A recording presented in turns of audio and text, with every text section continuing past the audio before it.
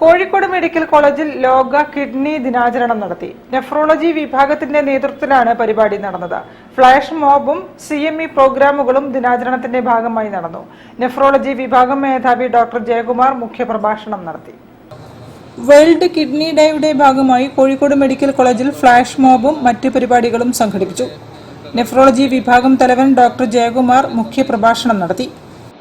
2024 ഇപ്രാവശ്യത്തെ ലോക വൃക്ക ദിനത്തിൻ്റെ സന്ദേശം എന്തെന്നാൽ kidney health for all.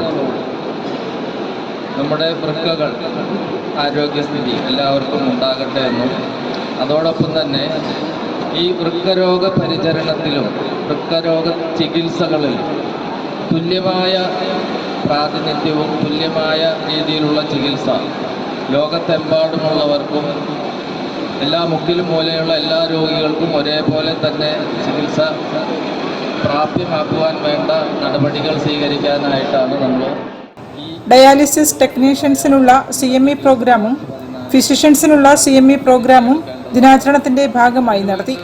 Doctor ഹിജാസും പരിപാടിയിൽ സംബന്ധിച്ചു. News bureau, Kozhikode.